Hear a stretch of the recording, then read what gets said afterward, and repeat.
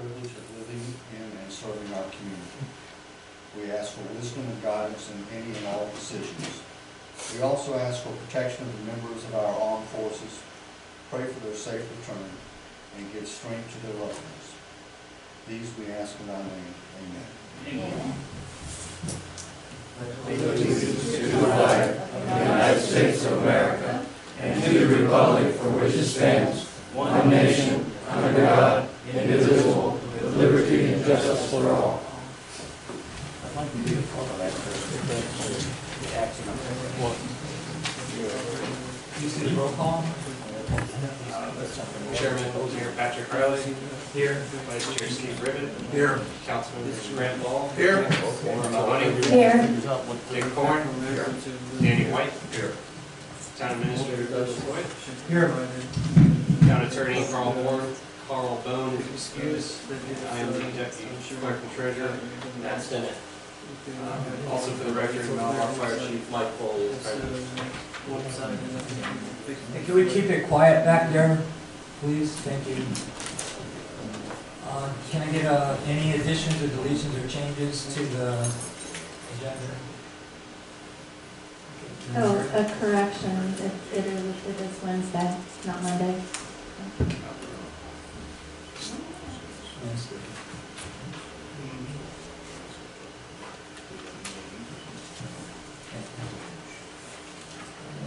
I'll entertain a motion for the approval of the minutes of December 4, 2017. I- Move to approve the minutes. I'd like to, I need a second. You're going to second? I'll second. Any discussion? like to discuss it. Yeah. I just want to state for the record, for the minutes, that the minutes are the public record. They are for the people. We really need to work together to have a true representation.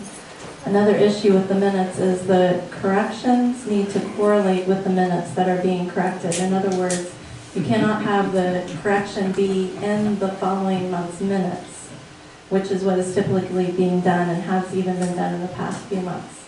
So the correction is in the minutes of the next meeting. I have a copy for all of you of what I read from on December 4th, 2017. I passed it out to everybody.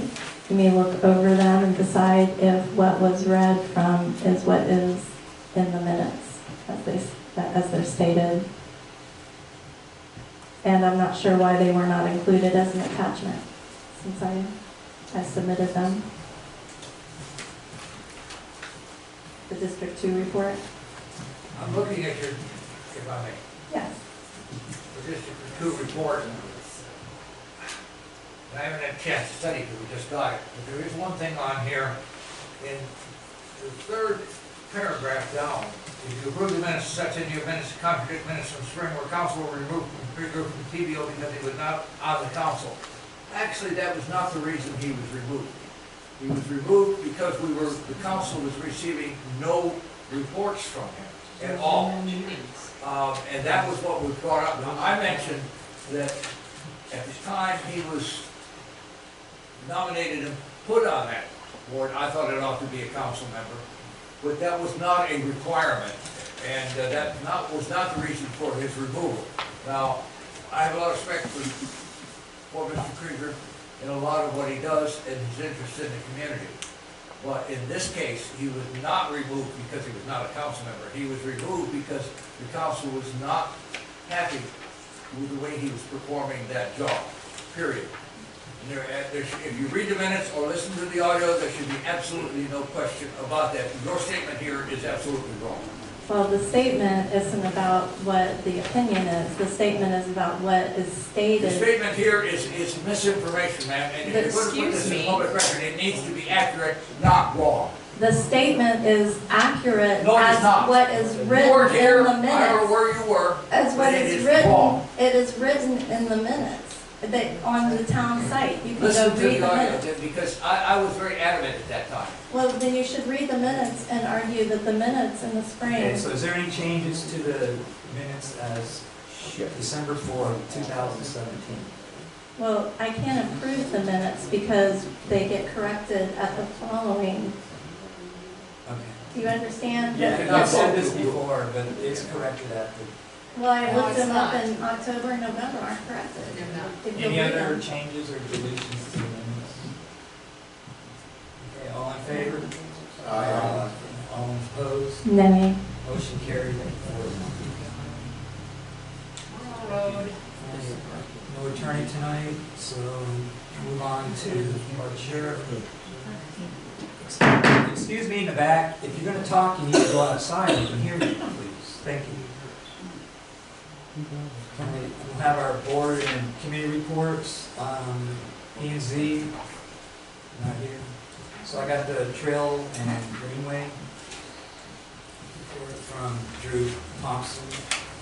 They have not had a meeting, but they're wanting to, requesting a date when they're gonna have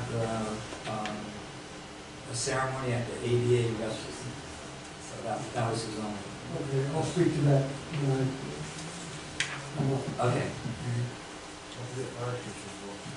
Do what? I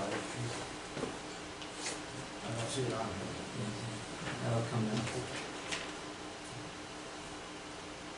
We'll move on to staff reports. Go ahead.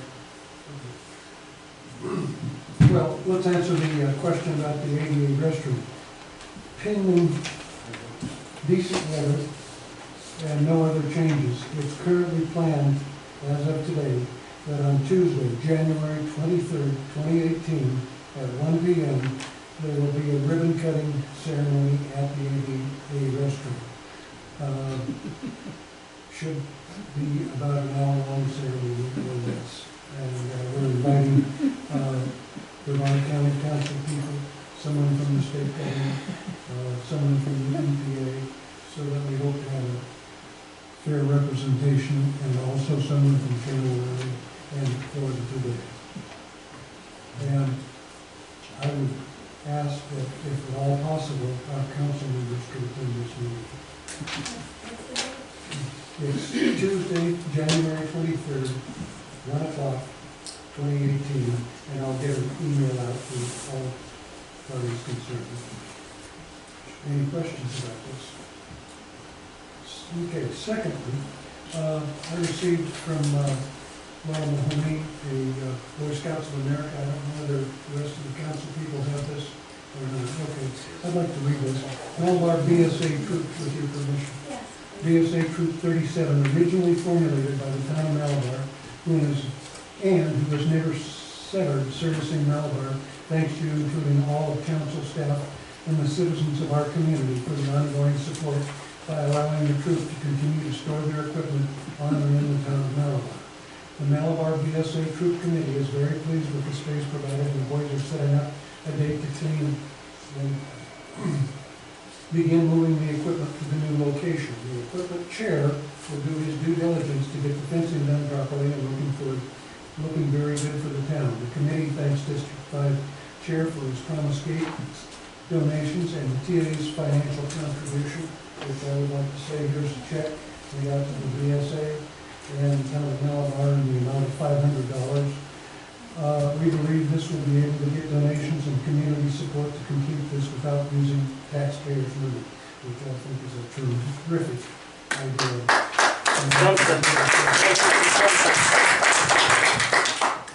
We have already received one quote for supplies and are on our way to accessing multiple sources. Respectfully, CC, Laura Mahoney, etc. Thank you. If you could forward it to the rest of the council, that'd be great. I'll be glad to do that. May I comment? Until this mission is accomplished, fencing wherever we're going to do it, I would like to compliment the fire department and Chief Foley for their care of this equipment, and protection of this equipment in the meantime. I mean, now, he's not looking for anything, but they have done, they watched it to a point where he's checked the air and the tires on the trailer on a regular basis. I mean, they've been very good about taking care of the Scouts equipment. Because even though the troop meets in Valkyria, Grand Valkyria, they still consider themselves, to a great extent, a Malabar troop. And if you remember Springfest a year ago, both Grand Valkyria and Malabar were having activities. They could have been participants in either one of those, and they chose to be part of ours at that time. So that, to me, reinforces their identification as a Malabar troop. One last thing, if you've been driving up and down State Road 514 or Malabar Road, you probably perhaps will notice the surveyor stakes around Weber and Corey roads. Some people from the state will be here tomorrow, I believe at 11 o'clock, to discuss what they're doing and what their anticipated plans are. They've been very quiet, so I'm as much in the dark as you are, so I'm looking forward to meeting with them and seeing what they're planning on doing. Whether they're going to put in turn lanes, roundabouts, stoplights, or just forget the whole thing, I can't answer that. But I'll get a memo out to the council members as soon as I know something. I think they're looking at what's necessary, what land acquisition is necessary for the turn lanes coming off of Malabar Road, which I'm not sure is a good idea. And that's a possibility, but I don't know for sure. I don't like the idea because it's going to confuse an awful lot of drivers. There's going to be more accidents if they put those turn lanes in than there are now. Well, that's another discussion for another time, but as soon as I know something, I'll get that information out to council. And probably put it on the website as well. That's pretty much it for this evening. A question? Rocky Point Road Stormwater Project, specifically related to John Gal, do we have an estimated start date? Yeah, the project, like when he did I brought in that picture and you said that you had already solved that. Okay, actually, we've discussed that with EPA, with the Department of Health of Brevard County, and it looks like it's up to the homeowner to remove some earth and put in a ditch or put in a soil, so the town's not involved in it. And I sent John Giles a email just before Christmas, and he was not responding. Okay. The Harris and digital graphics agreement for the railroad, what's the status? I've not seen him yet. I've asked one of the people at Harris, actually two of the people at Harris, to get me the proper contact name. That was just before Christmas, so I haven't talked to him since. And I'll give you the update on Harris. Right? I'll give you the update on Harris. I sent it to the senior person in the facility. So the lady, and she's not even in all ways, what they're doing. But it's in the work. Okay. The data management people are waiting to see what Harris says. This question could kind of go to either the clerk or you, but the question, I had sent an email, all of you ended up getting it, kind of got misinterpreted, but it's the email about the equipment. Well, first off, let me just read this off. First off, this is all about customer service. When you have an interested public, take advantage of it and show interest in what interests them. And so about the lift was being used on December 14th and 15th to trim trees. And I got a reply about it was used to put up the sails and decorate.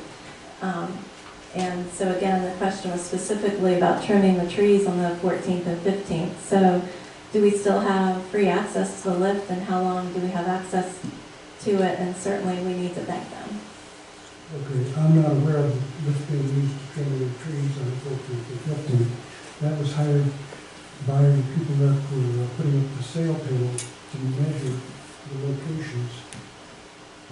Oh, excuse me, that was in October. On the 14th and 15th, the people that put the sail panels up hired the lift because they weren't comfortable, correct me if I'm wrong here, Chief, but they weren't comfortable working off the ladder truck. So, they paid for the use of the lift. I believe it was $750 or $850. And because they weren't, the rental was for a day, we asked them to be able to, I'm sorry, I misinterpreted the trimming. I thought you kept Yeah, the well, stuff that's what I thought So it the was. second half Yeah. of the day, we were able to use it to put the lights up on the Christmas tree. And as a matter of fact, the town has rented the lift, even as when Carl Beatty was the mayor here. This has been going on for years and years. And I don't understand why this should be an issue this year all of a sudden, particularly when we were able to get free use essentially of it. Yeah, if it was free use, it's great. It's just that it was confusing because the pictures were taken on December 14th and 15th, which was after the sales were up and Right. everything, so. And for some reason, the rental company left the thing here for 3 days. Why, I don't know. We were charged for that. We actually split it with the company that put up the sales. Pardon me? Then we split the cost Oh, of the okay. company that put up the All sales. right, so, But haven't we always gotten that to do the Christmas tree rather than doing it all well, that? okay. There was, the unit was rented in November, and it was also rented in December. In November, it was rented to make the measurements, because they didn't want to work off the ladder truck. They didn't feel safe, and that's fine, I can appreciate that. So they paid for one total rental, and the town paid for the other one. We paid for the second one, because we really wanted to use it to trim the tree. So the $750 that we would normally pay to have rented it for a day, we only paid half of it. Okay, thank you. And Hold on, she's gonna- You done? I'm done, yes. Go One ahead. other Go comment. ahead. If council, if they have a list of scripted questions or typewritten questions, if they could furnish them before the meeting, we have to make sure I have all the information, rather than going off memory on this stuff. Well, it's very difficult to get these together. I was writing these right up until 7 o'clock, so. Well, Yeah, I basically. understand. Go ahead. Mr. Chairman, I dropped the ball a while ago when you asked for additions or corrections. You know, we lost a very active and involved member of the community, Richard Cameron, Saturday night. And on the 13th, at the old schoolhouse, 2 o'clock in the afternoon, they're gonna have a memorial service. And I think it would be appropriate, I would hope I'm not alone in this, for the council to come up with a document commending Richard Cameron on his service to this community, to be presented to Barbara, his wife, and be part of that ceremony. And I should have asked for that to be on the agenda tonight. Can we discuss that sometime this evening? Right now. I mean, we can. I don't know how it would be worded, I'm not all that good at that, but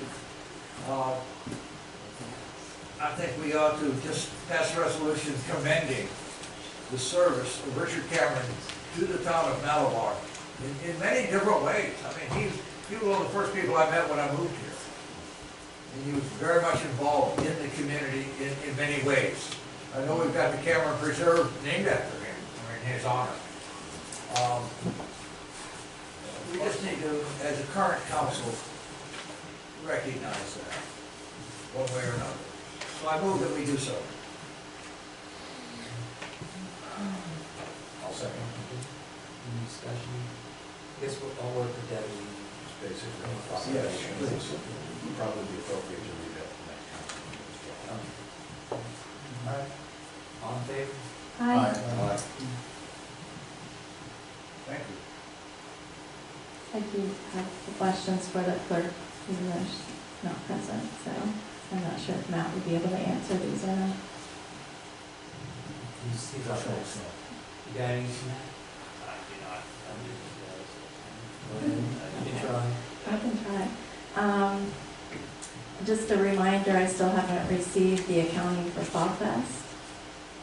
I asked for that. And then, the one I did copy is from the December 4th, 2017, Patty's Culvert. She asked for a public records request, for me to ask for a public records request for her. She'd like all public works, contractor, CDM trucking, and insurance records on the damaged culvert at 2885 Weber Road.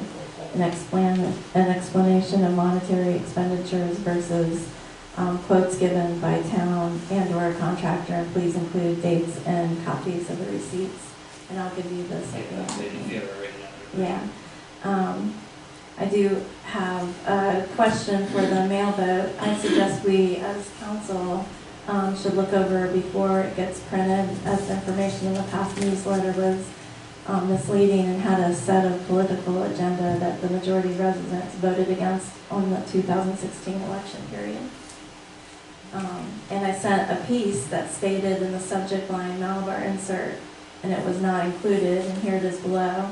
To help preserve the betterment of our community, please help us to locate, and I'd like this to go out to the community, but please help us to locate any and all information you may have concerning the illegal yellow flyer mailed out to the residents of Districts 4 and 5 during our past election period. The Informing the Residences of District 4 and 5 Citizens Committee appears to have no validity according to the Town of Malabar, Brevard County, and the state of Florida. And the Florida Elections Commission stated that it appears to have been done under the cover of darkness and it is illegal. And your help is greatly appreciated. So whom did you attribute that quote from the Florida Elections Commission? Because I've been very much in touch with them. There's nothing illegal about that document. There is no such committee. It was just a phrase that was used by somebody somewhere, and I have no idea who. I wasn't in county when that was done. I had no idea who did it. I was kind of surprised by it. What It makes was it, pretty rough, but at the same time, what makes there's it, nothing, we all have the same freedom of speech. it's illegal because It's not illegal. it says, It is, It that, is, I can tell you, I can give you Ken Scott- Densler, who's the Secretary of State, I give you his cell phone number. Point of order, one at a time. We're supposed to be talking to the clerk. well, Any other it's questions? the editor, it was asked to be put Who's out in. here shouting I'm sorry? who's shouting out in the audience? They should be removed from the building. It will be,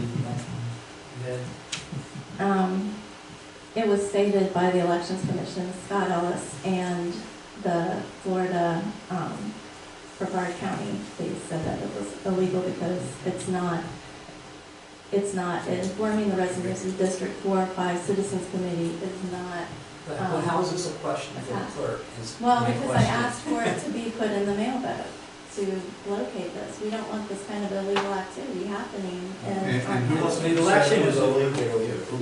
That's my answer. Yeah, who was it who said it was illegal? 'Cause I'd like to Yeah. talk to him. Well, you can talk to Scott Ellis. You can call the Florida Elections Commission. Well, I was looking for who specifically told you it was illegal. Well, the Florida Elections Commission and Scott Ellis, Scott Ellis. Scott Ellis, the But clerk who of on court. information? All right, let's move So on. I have to look Any up. other questions for the clerk? Again, about who said? No, I have no more questions. Thank you, Matt. Go ahead. Yeah, Matt, have we closed books on the previous fiscal year yet? We have not. I'm still working with a few items, but we intend to be getting with the auditors for them this month.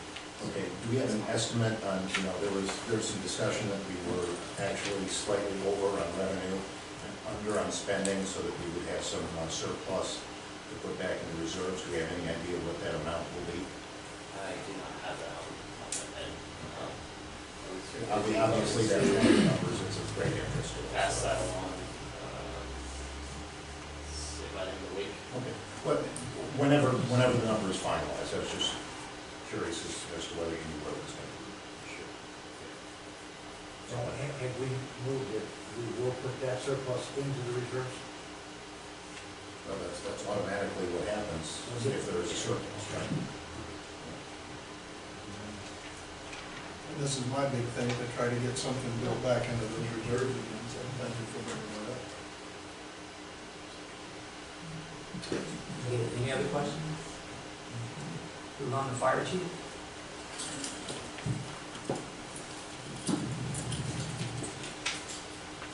Happy New Year, everybody. All right, the fire department had 544 calls this year. Compared to last year, we were in 437. So we're 107 calls up this year compared to last. You all have a package of the new hydraulics tool. That's when we received the grant from Firehouse Subs. That's a $30,000 grant. The 26th of this month, Firehouse Subs and the owner of Firehouse Subs in West Melbourne with a big influence on this, will be doing a demonstration at the fire department. They'll be presenting with the news. It's a big to-do. So I'm inviting the whole council and the residents to come out. Starts at 9:30 in the morning on a Friday, it's the 26th, and it goes till about 1 o'clock. So I'm inviting everybody there for that. Also, excuse me, 1 more minute. The volunteer hours this year was 18,405 hours with 34 volunteers, compared to 2016, where we had 58 volunteers with 21,214. The difference this year is we only accept people with Fire 1, Fire 2, and EMT certifications. In 2015, anybody can come in. So that's the difference in the man hours and the volunteer hours. Which is the difference 2,807 hours. That's about it all happened. Hope we have a wonderful year this year. Let's stay warm. Yes, sir. Okay. I'd just like to mention that if we were having paid personnel in place of the volunteers at the going rate of say 20 with benefits, of say $25 an hour, we're looking at $450,000 saved for the town of Alva. Correct. And in my opinion, from looking at some of the other departments, and when we get a fire volunteer trained, he's quite often asked for jobs with other communities. We've been losing a lot of firefighters. We lost one to Jacksonville, we lost 2 to Melbourne, we lost 1 to Titusville. It's always been that way with Malibu. And I believe It always has been that way since the 80s, since I've been in 1980, so. that's a testimony to the quality of the people that we have operating our fire department. Well, thank you. But yes, now the water saved that much money with the volunteers, so. We're gonna lose a couple more. We know that, so we'll just replace them. And I just also want to throw out, if we went to Brevard County, then all of those people would be paid, and each of us would be paying that additional $500,000 in taxes. So, Comment I've heard repeatedly is that we need, how come we don't have more Malabar residents as volunteers? And I'm not sure how we can have. What's involved? You said a moment ago, the journey accepting Fire 1, Fire 2 certified people into the department, but how do they get to that point? And do we help them get there? Yes, we just put on a Fire 1 class. We do the Fire 1 class right here in-house? In-house. We just completed that, which was one resident. Mr. Bell's also completed that course. If someone is interested in being a part of the Malabar Fire Department, they need to talk with you about completing that course That's a start, yes. before they get to go out and point the hose. Correct. I'd love to see more residents. Yeah. I guess I'm too old. That's a loaded question. I'll leave that one. Thank you. Thank you. All right, we have no comments, public. Move on to canceling second meeting in February. So, get a second? Second. Any discussion? All in favor? Aye. Motion carried 5-0. Move on to digital information. I have a speaker card from Don. Please state your name and address for the record. Don Danielson, High Road. What I have to say, what actually is not part of the digital information, it's part of the Granicus presentation. And it would be much more appropriate to have my input after that discussion. But I'll go ahead if you want me to. You can speak now. That's it. This is your opportunity to speak. Okay. One of the publications that Granicus has starts out, government is at a crossroads. Budgets are limited and there's more noise to cut through than ever, but citizens expect the public sector to engage efficiently and effectively. Granicus is the vendor of a number of government-oriented packages that, and what we talked to them about specifically, what I've been talking to them about, is their video streaming capability. The quote that you got with your package is much, much lower than anything that we had gotten in the past. So let me just say upfront, who is Granicus? Granicus merged with Government Delivery in October of 2016 under the auspices of Vista's Equity Partners, and is the largest cloud-based company specifically in the government technology market. They encourage agencies to connect directly with citizens and increase citizen engagement and participation. Valued at over $300 million as the largest provider of communication solutions to government, the products focus on citizen-facing messaging services, growing your digital audience and building communities around data, live streaming government meetings, which is what we're interested in, and managing documents such as agendas and legislations. And their agenda management software is something you guys would just love. It would just flow through here and you could all approve it and boom, it would be so easy. It would take a load of work off of Debbie. Granicus currently serves over 3,000 public sector government entities at the federal, state, and local level. Their pricing is based on our town population, which is why the quote is far below the quotes you previously received from the town clerk. The cost of technology has plummeted, and the growth of the use of technology by government agencies has skyrocketed, also contributing to the reduced cost. The quote you received in your packet is for their standard video streaming offering. Granicus is willing to negotiate less expensive options. For example, the one-time Amex encoder with SDI, serial digital interface, is like HD for the internet. Could be replaced with a $1,000 less expensive Dell SDI. Think BMW versus Volkswagen. This option might have less high resolution during video streaming and could result in occasional pixelation, however it is an option. It would be expensive to replace later with an AMAX. You'd still have the entire $3,700 cost. The next thing that they're willing to negotiate on is the annual subscription fee. The Government Transparency Suite could exclude video indexing for $1,200 less per year. Now, please recognize that the first group on here is a one-time expense. That's for the hardware and software. And then the second group is ongoing software support each year.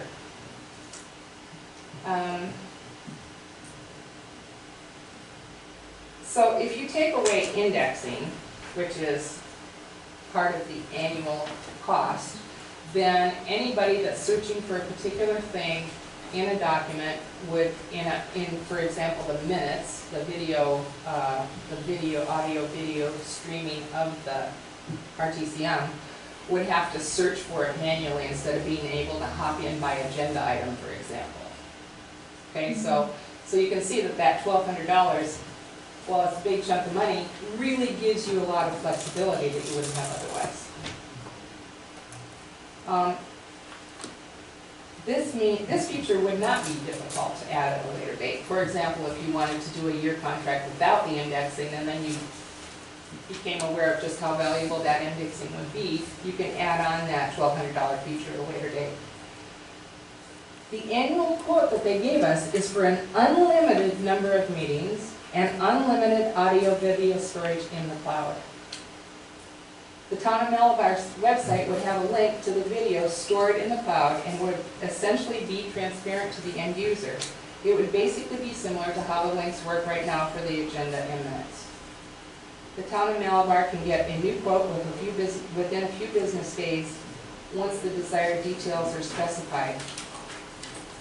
Prior to finalizing any purchase, they offer a technical validation call so that all questions about the features and the use of the hardware and software can be fully explored by staff. I urge the council to thoughtfully consider this drastically less expensive and technologically empowering option to video streaming of not only council minute meetings, but also trails and greenways, parks and rec, planning and zoning, and other future yet to be determined committee meetings. I hope you openly discuss it tonight, put it on the next RTCM agenda for a first hearing, followed by a second hearing, and potential vote for approval thereafter. Thank you. Yes. Right. Does this include all of the operation of the video equipment and the video equipment? Obviously, somebody has to turn it on at the beginning of the meeting. And that's all it is? Yep. Just like turning on that projector, It doesn't always Right. work that way when you turn it on. okay? Yeah. It does come with the cameras, it comes with It the. comes with all of this No, equipment, it's every- all part of this package? No, we have to provide the audio, video camcorder. And do we have prices for that? I can, this one right here, $200. Okay? Is anybody in Brevard currently using this? Any other municipality in Brevard? I'll ask that question, I don't know at this time. Actually, maybe a better general question would be which other government agencies or governments in the area use it? Oh, We saw you in mine. we met 12 of them in the central and southern part of Florida that attended the same seminar. Cities, mostly city governments.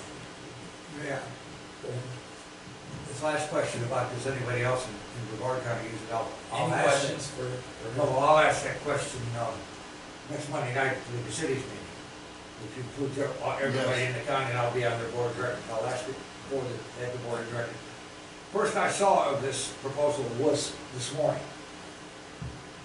Given a good bit of thought of it, and the one thought that keeps coming to my mind is we are a small town with an increasing number of citizens wanting to be involved. And right now, the way they get involved in the agenda, and then other things that we do as a council, is pick up the phone and call 727-7764 or knock on the front door and come in here. Everything so far, and I added up these figures that were given here, and they add up without the extra equipment and so forth, to pretty much the salary that our town clerk is getting right now. This is an unnecessary expense, and I wouldn't even want to waste my time learning more about it. Excuse Any me, other If we were a major questions? citizen, Yeah. I'm not speaking to the council, we're the ones that gotta decide. Yeah. You're supposed to be asking. excuse me. Well, I'm not gonna ask any questions. Okay. Remember, we're a small town. We're talking about 5,000 and 4,000. We're We're talking talking about about over nine, $35,000 we're talking about $9,000. First month, yes, but for the whole year, you're over No, no, no, $35,000. no. And you're about to do your arithmetic. It's You were able to take from the numbers you gave us. $4,700 for the one-time Listen to charge. what she said. No. And it's $3,000 for the entire year. It's not monthly. That's right. It's for the entire year. The One, first- 3,000.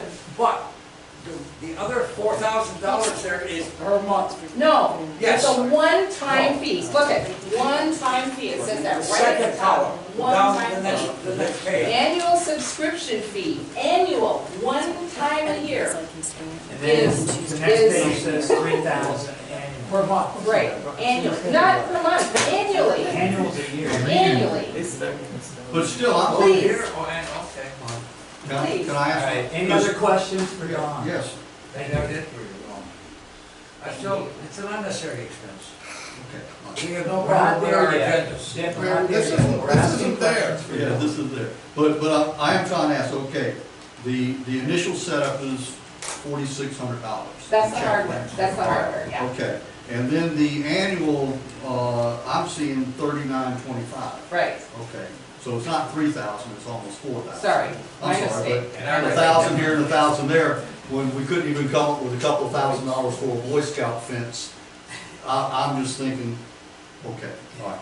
I thought we, There, that's all my question. there was a Okay. point, there was Any a other point questions for recently, Don? there was a point recently where the citizens agreed to pay for the hardware. Now, that was when we thought the hardware was $3,000. We're looking at $4,700. I'm not sure that they're still willing to do it for that price. But that would reduce the cost to the town of Malabar to $3,925 a year. A year, still, yes. Yeah. Okay. Thank you. That's Thank saying you. up here, and it's just one time. All right, I'll move it to council now. Any discussion? Go ahead, Dick. No, I'm not, that's it. You're done? I don't remember what Discussion? I was supposed to say, no matter what. You know, the only point I want to make is that this is not a budgeted expense. I mean, I think we need to move forward with digitizing our records, making them more accessible to residents. I'm also in favor of broadcasting, webcasting meetings. Let's talk about this in budget time, and put some other stuff to do this. I think it's We already did, we talked about it at the budget workshop last year, and it was consensus of the council to not go down this road. So we already went down this road once. So- And at the last meeting in January. we Well, talked that's about what I was surprised it. So about. I don't even know why it's back here. Well, again, for this year, I agree with everything you said. For We're gonna look at it again at But budget. during the budget meetings or something. Yeah, that's what I want to bring up. I think that we don't have it in the budget this year, so it isn't going to happen. There's nowhere it's coming from. But I think that this does need to be an ongoing discussion. And as we come up to budget time next year, we need to look at it with the other expenses we have and find out if it's going to be feasible to fund at that time. And I think we probably have to look at, this is the first draft I've seen of it. It's one company. Well, I think we got to look around a little bit more. But the time to do that is maybe coming up on the budget time, needs to be part of those discussions. Any other discussion? Yes, I went to the meeting and I was really impressed, and I have some things to say, but I actually think that now is the time to prepare for your budget. Now is the time when you start looking over things, and I was going to, actually Patty Foster is the one that asked to have this put on, and she had another business, She had a different subject, she had. well, she asked for it to be put on, she had talked to another person with another company, so that would have given us a different perspective, but she was unable to come to the meeting tonight, so I don't even know about that company. But one of the things that came up, just of some quick notes, was that it's electronic instead of paper-based. Its system is quickly finding information, it reduces FOIA requests, engages with the citizens better, and it caters to the public interest. And they really talked about engaging with the citizens. You need to get away from using PDFs. They're just not effective. And an example of that is we got the town, Mr. Cameron's thing, and I wanted to put it on Nextdoor, and it's in a PDF, and it doesn't work electronically. I don't do things always on my phone. I'm not quite that advanced, but they were talking at this meeting that most people do things on their phone. And so when things are in a PDF form, like the agendas and things like that, they can't scroll through their phone and get things. Excuse me? Mine. They said that it's harder to use the PDFs, they're not as effective. So they were talking about just how people want things really quick, and you can't search a PDF. You Where- can, Yes, you excuse me, we aren't publishing PDFs. They're called .pdfs on the website, but they're really pictorial images. And so you can't search an image, that's correct.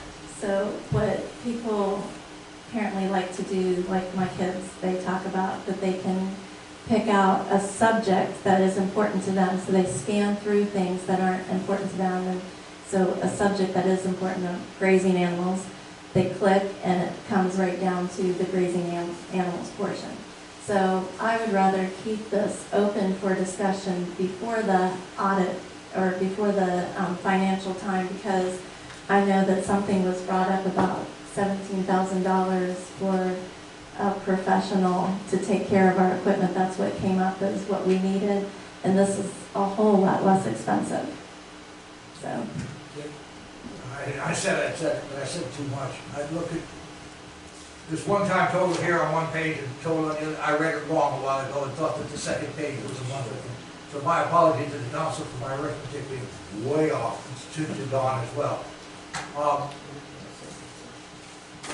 I still think it's unnecessary expense, but not as high an unnecessary expense as I was thinking. Now, in line with what Councilman Mahoney was just speaking of, Patty Foster and I have talked at length about her proposal, which is totally different than this. It has nothing to do with Granicus, is that how you say this? It's a totally different program, and what it is someone who was once a horse riding student of Patty's is now in the business of digitizing things, period. And thought about digitizing our records and so forth. An off-the-cuff cost would be about $3 grand, but he doesn't know the specifics of what's involved. So we don't have a figure. And I talked with the town clerk about it. She think this would be a good idea that would free her up some.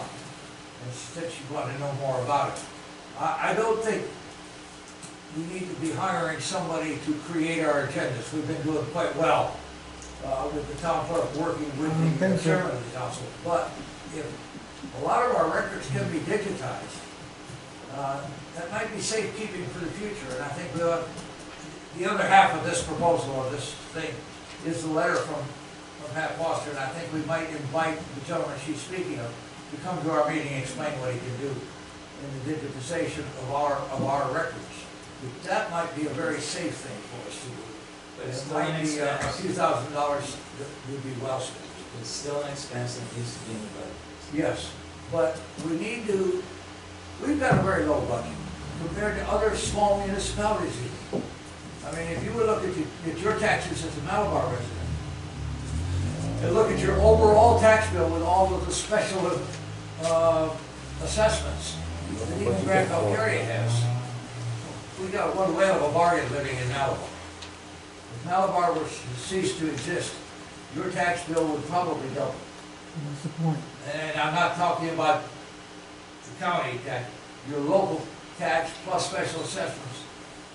It would go up a lot. Fire alone would go up $500 to $600. Next issue.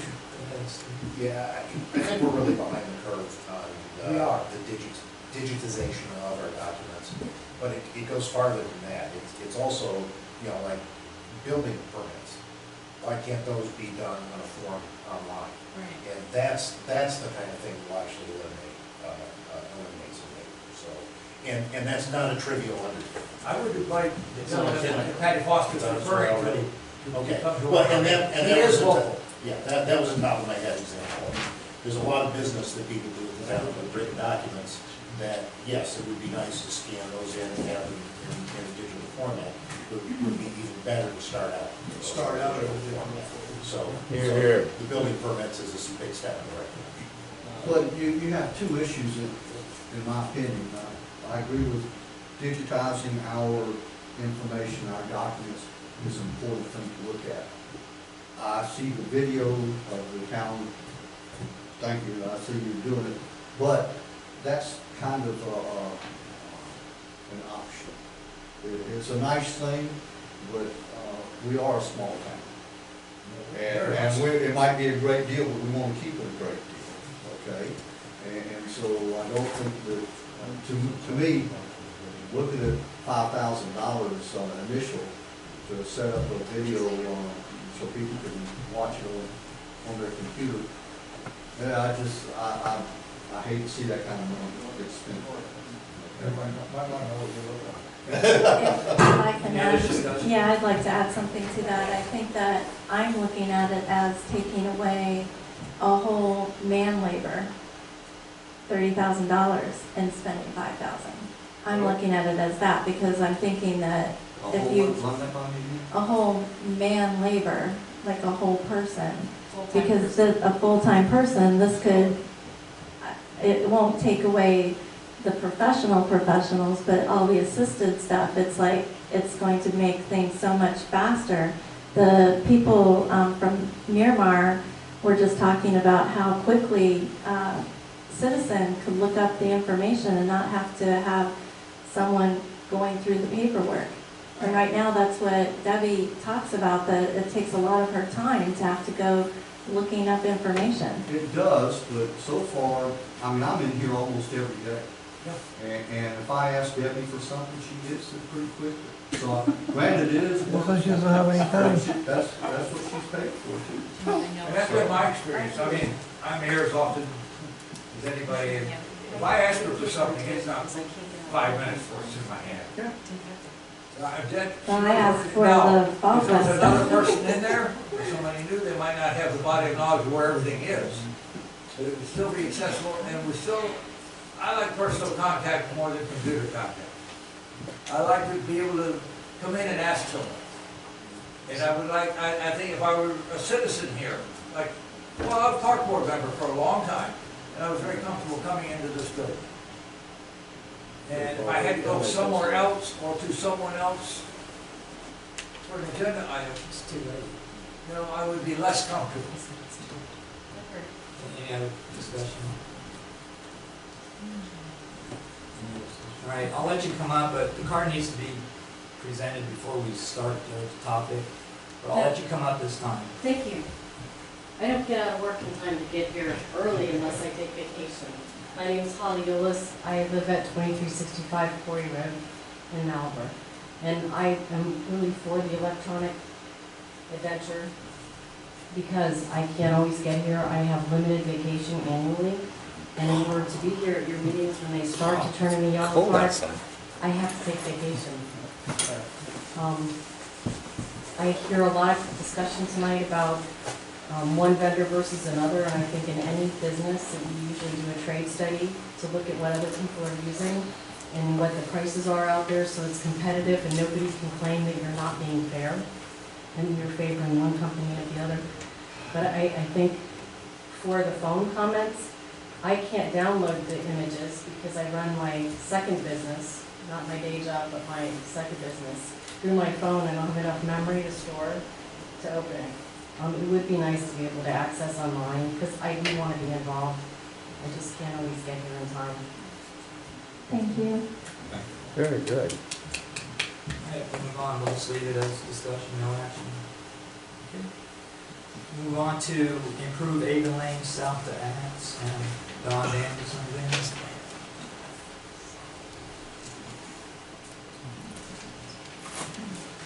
Maybe on this would probably be better after the presentation, but Cards come first. having this item on the agenda is a good beginning, and I sincerely hope it makes you thoughtfully reconsider the issues on Quarterman as a decision-bearing part of the final endpoint.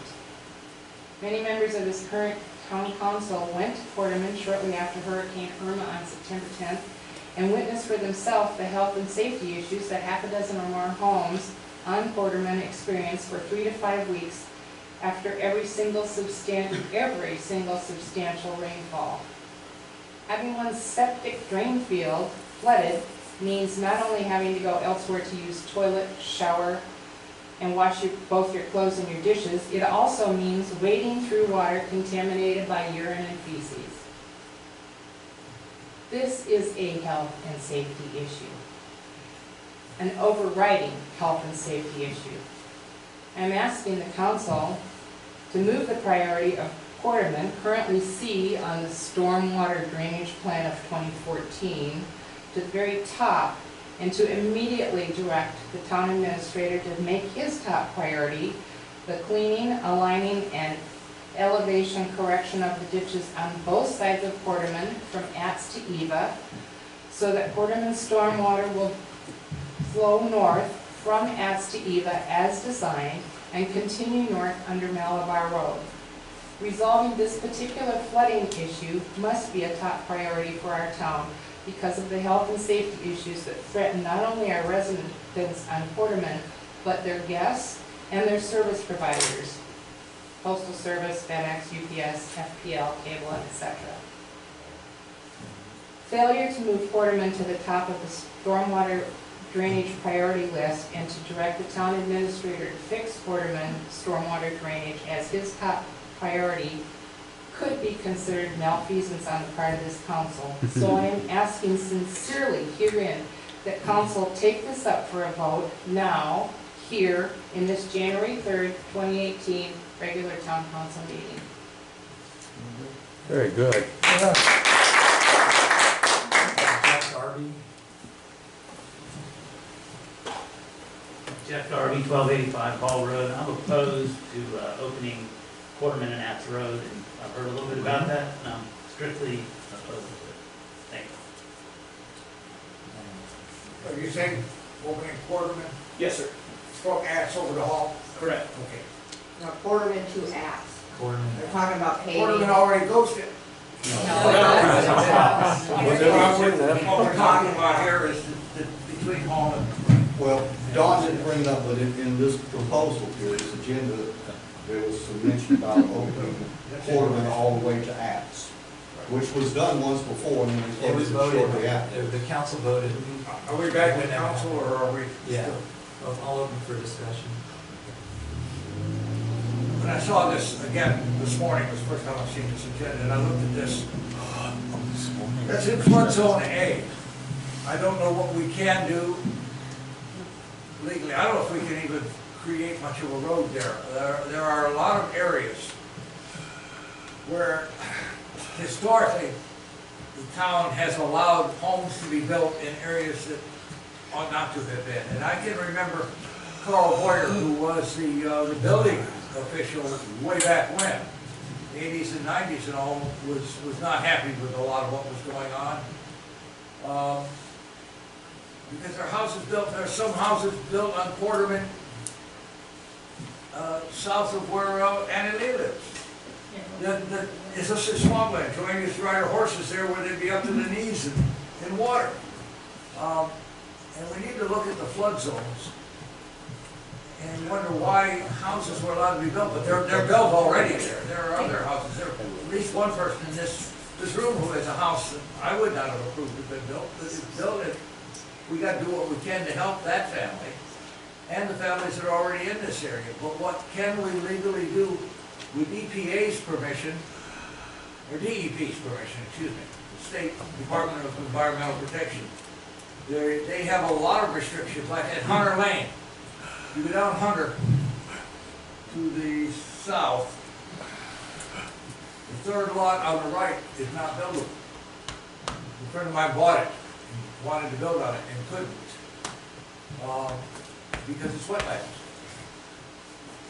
And is that what we're talking? We need to do an awful lot of research in that and consider our alternatives. I heard a very high number earlier today about what it would cost to do much on Quarterman. Now, what we want to decide here is, do we want all of the people of Malabar to help the current residents of that one section of Quarterman Eva Lane, whichever it's going to be called.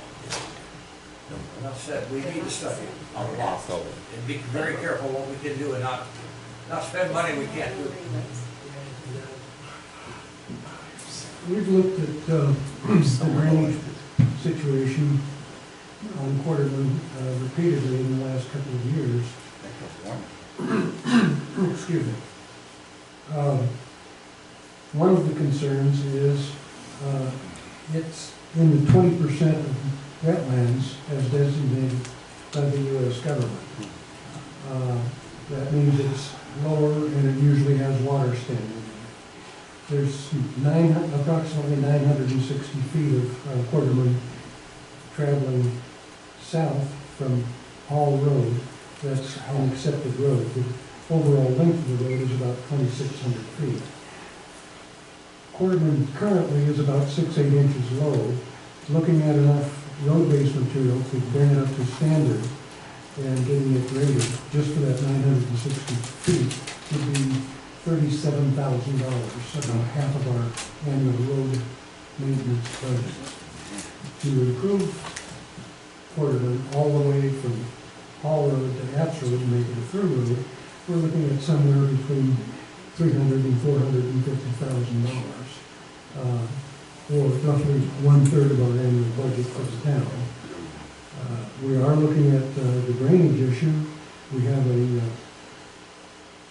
grant written that's been kicked back to us because in the grant proposal we had included some road work, and the grantor didn't like the idea of the road work, so we're taking care of that on our own, and I believe we'll be going back to them and being able to get that approved.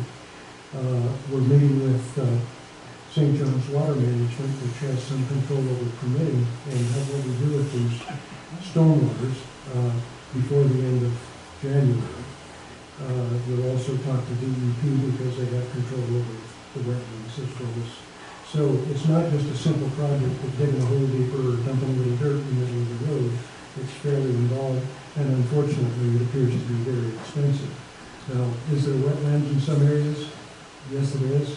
Can we do something about that? Yes, we can. We can mitigate it, but mitigating wetlands, which means buying another piece of wetland in the Florida area and donating it to the state, is an extremely expensive process and also time consuming. So we're looking at our alternatives, and one of which is hopefully this grant will allow us to put some culverts in and get the water flowing out of that area to improve the wet area for the residents down on the south end of Florida.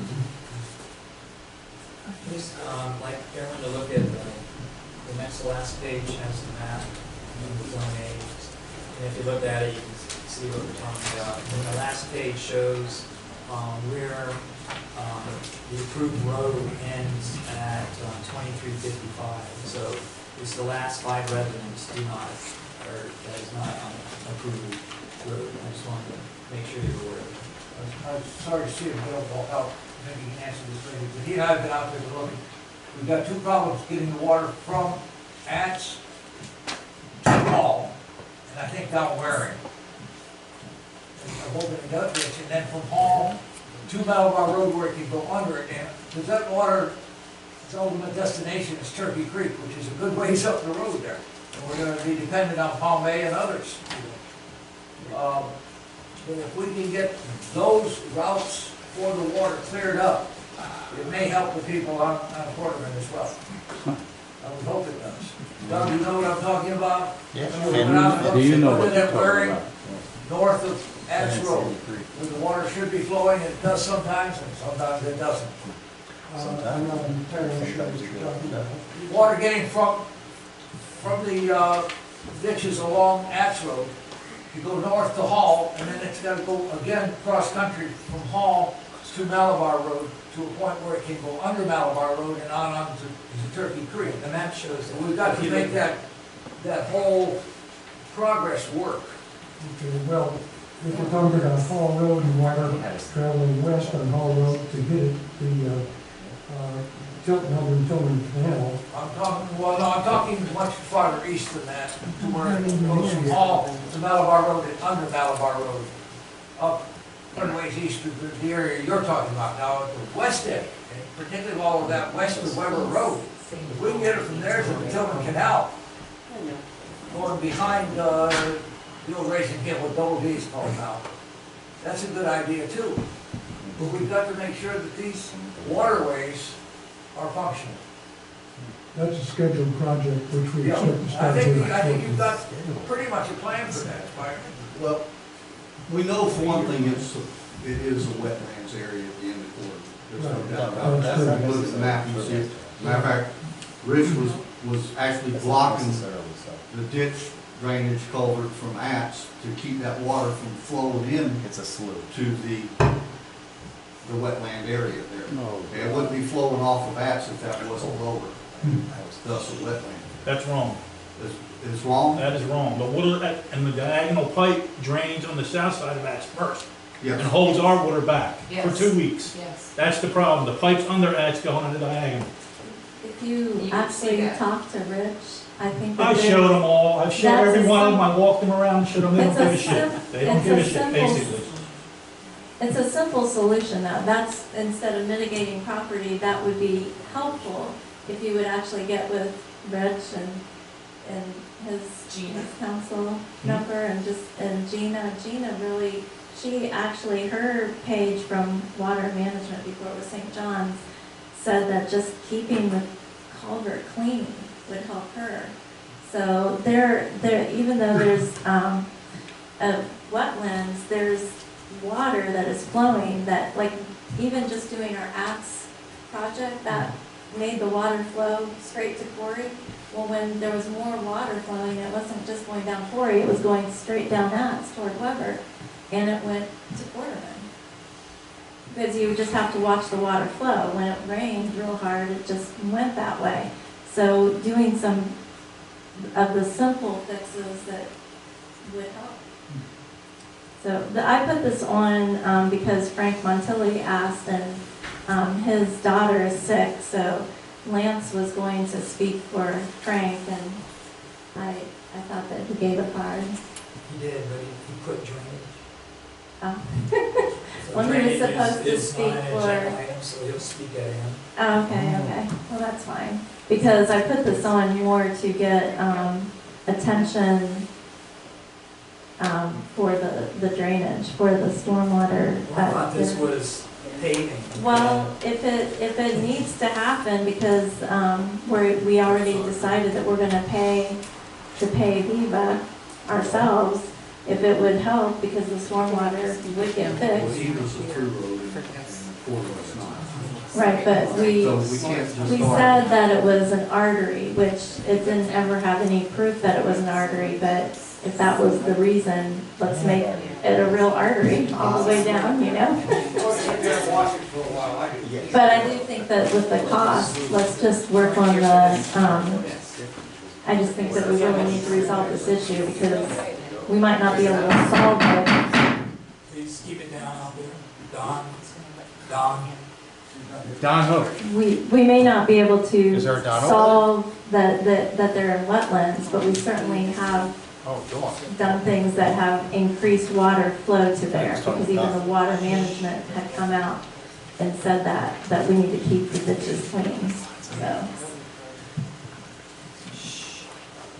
All right, it's just discussion unless someone wants to. This is just amazing. Yeah. Any other discussion? Thank you. We'll move on to public comments. I have Don Danielson again.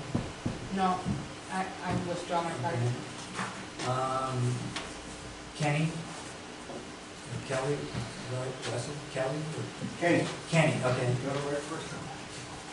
I reside at 1390 Hall Road on the north side, corner of Lynn Rose.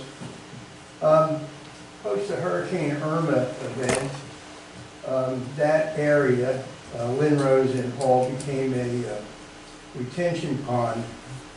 I believe the water at the first mailbox, the water level on Lynn Rose on the south side was just under the first mailbox. Made the water on Lynn Rose 3.5 to 4 feet, the whole road, and it went from front door to front door across all of Lynn Rose. My property was totally flooded. We had 9.5 inches of water against the west wall. The house didn't take on any water, but it was still a very scary event. So, post the hurricane, I had the opportunity to spend some time with the town administrator, Doug, and Morris, the town engineer. Now, I've done a little bit of engineering in my lifetime, and what it really boils down to here is we can open up culverts in the interior of Malabar, from home to home, street to street. But the main problem, it appears to me, is we're not getting rid of the water in Malabar. We only have a limited number of major waterways, north and south, to get out to the eventually to Turkey Creek and to the Indian River. And we have on the west side of town, which is being inundated from I-95, that area, we're not utilizing the Tillman Canal. I don't know if you've ever been out there, take a look at it, but you could drive a tank down the Tillman Canal. Yes. It is huge, and it is not being utilized, it's not being optimized by the town. So that's something that we need to look at. The other arterial that needs to be optimized would be Eva Road.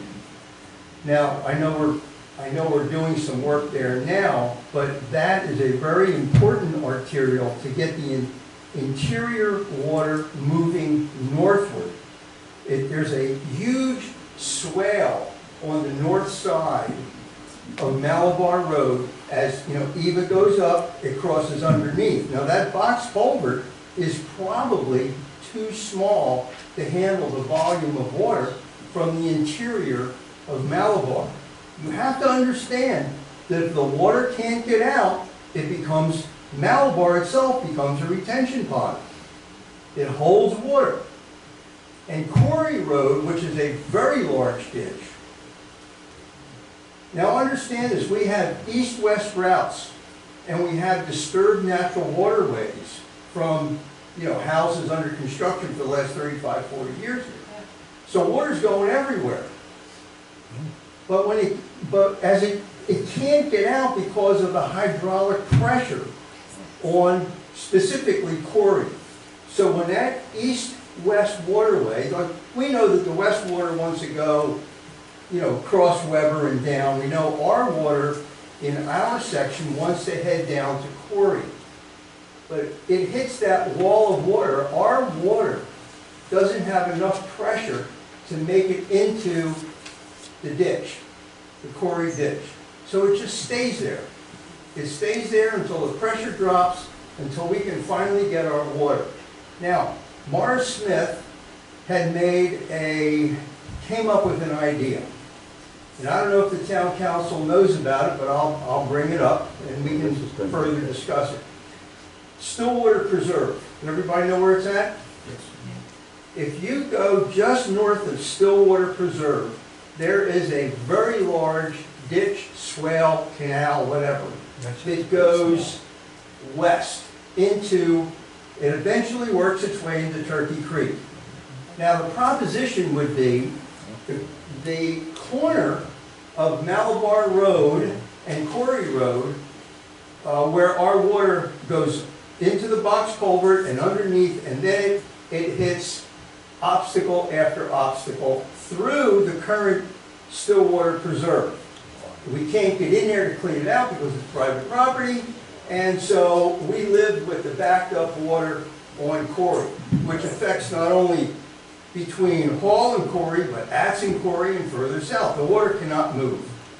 And further to complicate the situation, there is a natural canal that comes up from Benjamin. If you run up Quarry Road, right before the intersection, there's a bump. You familiar with the bump? The church is on the right.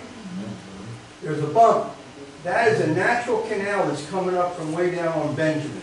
So not only do we have the waters coming up Quarry, from the drainages from east, west of Quarry Road, you also have this Benjamin natural canal coming in.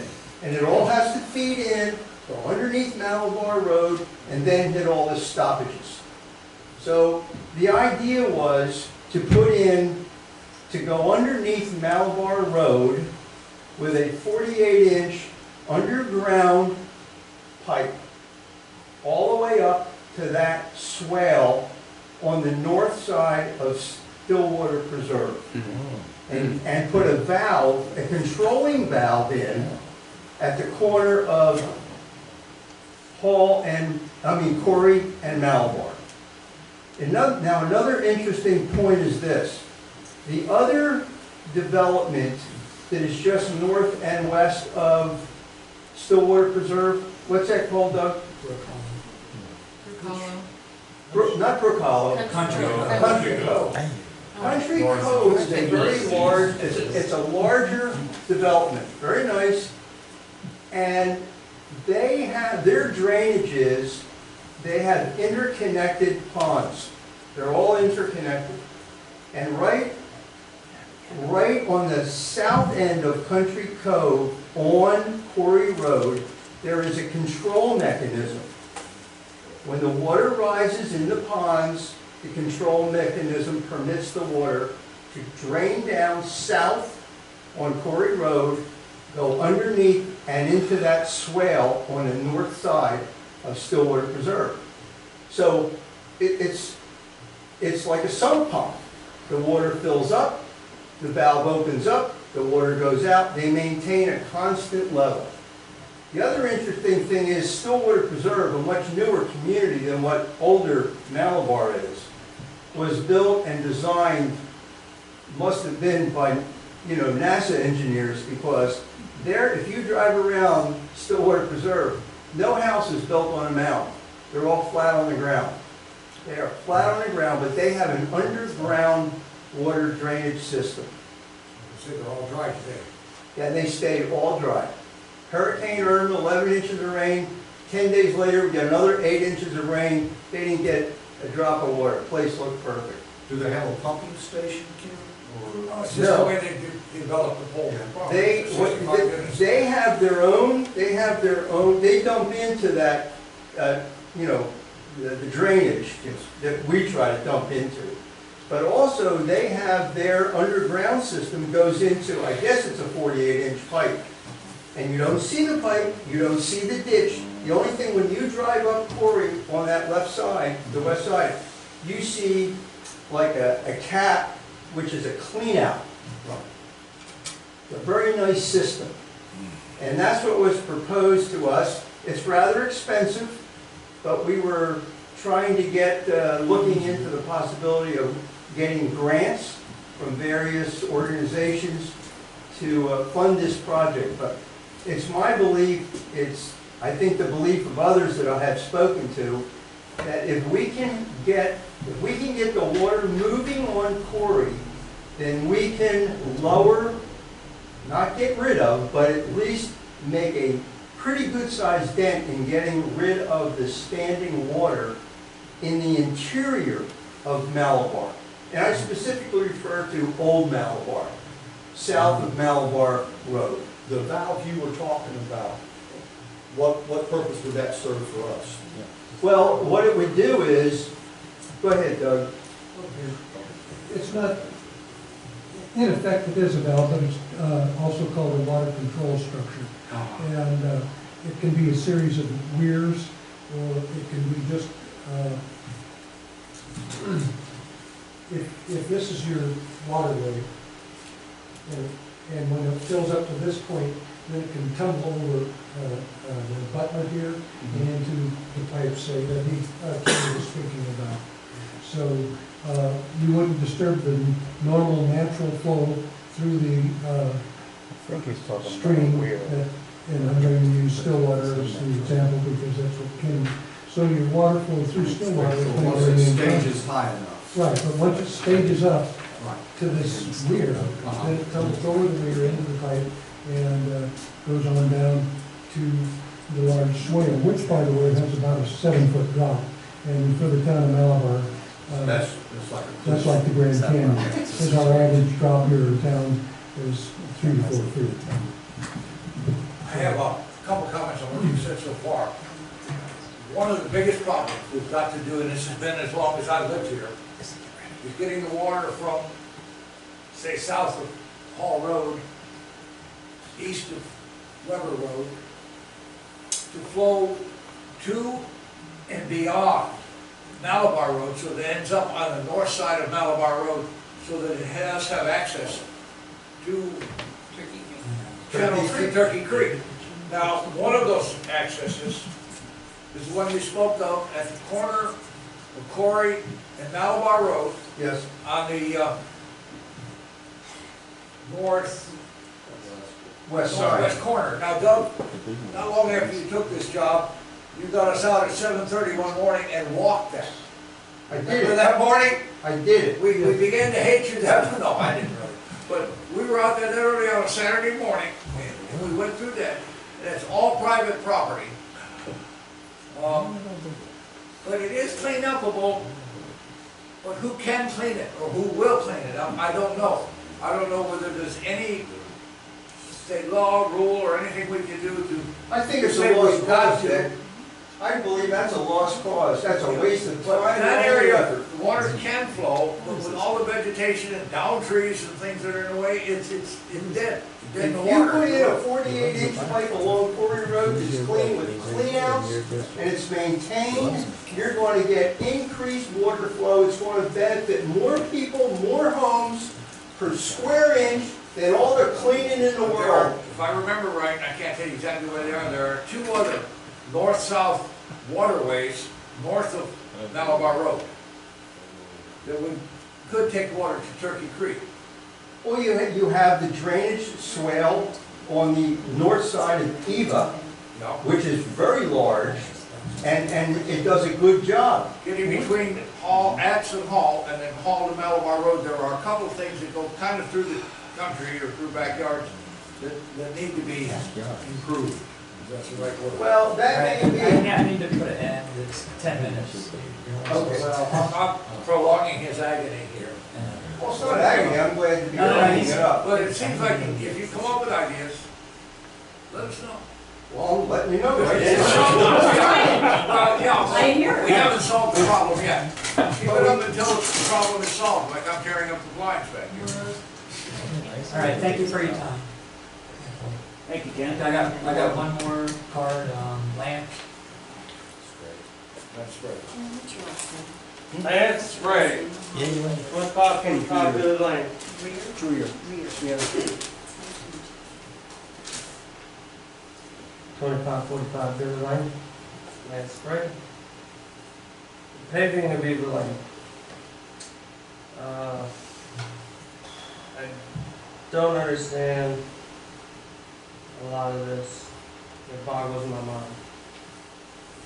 This is a four-way stop at Hall Road. Am I correct? Straight road, even a quarter mile. Okay? This is straight across.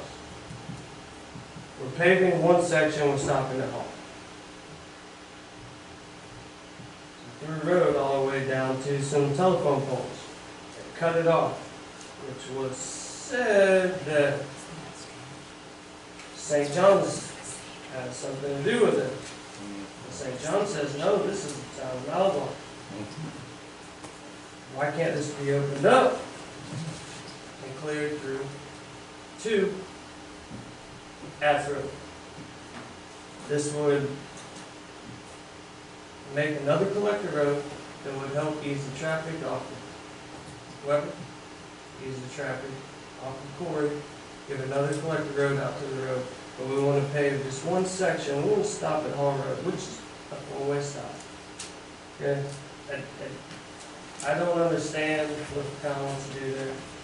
There's a lot of folks that also don't understand, but there's few folks which seem to be left in the dark as far as if we took this and we went all the way down, okay, we connected this to that, we could create a whole new drainage issue. Yep. Relieve the people at the end of Quarterman, tie it into ads, make another collector road that brings out Malabar.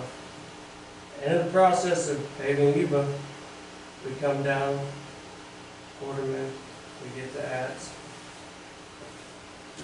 Like I said, another collector road, pave it all. It would benefit people. It doesn't matter if they built in 2008 or they built in 1952. We are here for the people. You guys are here for the people. There should be no this and that. This is, I don't understand it, okay? I'm probably the youngest person ever come into this council chamber and stand here before the board and say, why do we have to be against each other? Why can't we help our neighbor? Why can't we do this for our neighbor? We're all neighborly people, are we not? Do we just live to attack everybody? It's not fair. We're righteous people, we're Floridians, we're Malabar people, okay?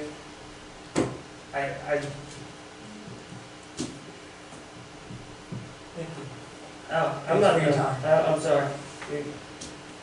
Mr. White, I'd like to ask you directly, you started a drainage council? No. You don't have a drainage, got people together to go out and, I didn't do anything. There was some drainage board a long time ago. Back in the 80s. don't have anything to do with creating a group of people to go out and go fund drainage, go look at drainage, you guys have your own little council? Anything like that, no. I can give you Well, names if you I want would- names. I would hope not, and if you have, I would ask that why was the public not noticed? Are you accusing me? I'm not accusing you, I'm Sounds like asking, you are. I'm asking, and if He you, didn't- I'm saying you don't if you need to did, address. He's I'm just asking, if you did, I'm asking if you did. I'm not saying you did, I'm not accusing nothing. I'm saying, why would residents or officials from other districts not be notified or offered admittance into this committee? While it has been in this, while you have been in this town for less than a year, how do you know of the drainage issues or think that you can fix them? Input from residents who have lived here for far longer in district and other districts should be entitled to be a part and made that this is public if you are going to start this. And it is hearsay, but I'm putting this out there. That if you are, or you need to include other districts, people who know this town, if you're gonna put a drainage. Sir, he already answered the question, said he did, Sir. so that's, do you have anything else? Can I speak? He already told you he didn't do it, so Mr. that's Riley, the end of it. Do you work for the town? I do, but you're Okay, repeating can I, yourself. I'm That's what I'm finished trying with to that. tell I'll bring that to an end.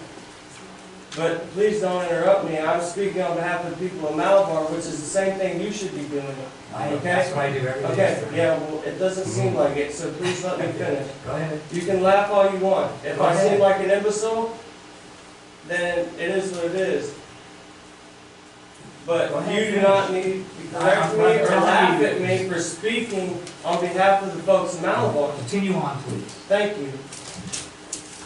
Digital records. I have someone in here who hasn't got to share, and you said I was the last of the night, but a digital records makes sense to everyone. Everyone deserves the right to know of every public record, every minute, everything that goes on in this town. The council works for us, and the residents should have access to all documents that are official town business and where money goes and how it is spent, and all recollection of minutes and meetings, even for a small fee. It keeps the clerk from printing paperwork, wasting time, thumbing through records for requests, etc. If there's anything to hide, this will let it all out. Okay? May I interrupt for Let a him moment and finish. say Go ahead, all of what you're asking for has been, I've lived here since '87. Can I? Any question I've ever wanted to know about what business is taken down, what expense has been handled by the town, the answer is there. It's Okay. always there. I've never been told no on any question I've ever asked. And David, you've been here a lot longer than I have. Let's Am get I to right? this. Let's go to this part. The website, town website. Who maintains town website? Why are we still in 2017 and a 2018 week of the town Because website? she's been Why are the lady that handles it. why are has there been in the road hospital. closures? Why are there still road Yesterday was the closures first day up? back to- You asked a question. You want the answer or don't you? He doesn't. No. Oh, wait a minute. Hey, You're he's telling me got I a don't time want the limit. answer because That's right. you don't want to hear what anybody has to say. No, you asked a question. Who You asked a maintains question, it? you don't And have why to is it answer. late? She Okay. was in the hospital with a very serious problem. Okay. And yesterday was her first day back to work. For a few weeks. I don't know how long she was out. Because I was in the hospital myself for a while. When was the agenda put up for tonight's meeting? Today. Why? Because of holiday. There hasn't been anybody Because here. of The building's holiday? been closed until yesterday. Was the holiday Monday? Yes. She took the whole week off. The town hall was closed for over a week. Yesterday was the first day back, and the agenda was finalized and finally printed yesterday, and I got my copy this morning. I came in here and it was there. And it was put up on the web, or on the emails to all of the council members at that time, and it was posted on the web this morning. Usually it's on the Wednesday before the meeting. If it had not been for the building being closed, the offices being closed last week because of the dual holiday, it would have been up last Wednesday, maybe Thursday, so What it's actually happened late with up. last month's agenda? Why was it put up a couple days before It was the up on meeting? Wednesday before the meeting. Before the meeting. Yes. So we're That's the we're- standard that so- we ask. Okay, so can I ask this? Can the council give the town more than a 2 days notice before the meeting to have the agenda items brought up? It's 5-day notice, sir. 5 day? Every time there's a You just meeting on said Monday night, it was Wednesday 2 days before notice. that, it's supposed to be up. Now, there are times she's a little late. Thursday, Friday, For the most Saturday. part. So, some on so in other Wednesday words, before if the they're late, following Monday. do we Pay need, attention to it, sir. do we need somebody who can All right. do We it have faster? somebody who can. Get things done more efficiently? I did. Okay. I mean, I'm just asking. I'm gonna tell you the process. The process is I get the agenda set by Wednesday, okay? And Wednesday night, usually she puts it up on the website. If it isn't Wednesday, it's definitely by Thursday. And if something happens, she can't do it Thursday, then it's Friday. But we never get it after Friday, so, Okay, so you look on the web on Thursday morning. But the website's never updated. The website How is can so you far say that? behind. It's Are updated you kidding? daily. Have you ever looked at it? Yeah. Every day. You look at it every day. No, I look at it once a week. You look at it every day. I do. What does it say today? What did it say today? That they done it today. There it is. Okay, and Announcement about, why is there still road closures up on Marie? Why are there still road closures up? If you looked at it today, how did you not know these All right, things? that's it. Those are Time's up. letters that are written in, Time's up. put up, the letters that not every Thank you for your But comments. this and that, I mean, yeah, thank you for my We already time. told you that she took off last week. It When shouldn't was matter. it done? 2 weeks ago. People in this town need to know what's going on. We don't need to be Why do you live here? All right, thank What do you you. mean why I live here? I'm Where are gonna be you real from? easy. Where are you All from? right, Dick. I've been here a long time, my wife's been here since 1960. All Okay. right, please sit down. Where are you from? Thank you. Where are any of you from? Where are you from? Are you born and raised in Malabar? Where are you? I've been here for a hell of a lot longer.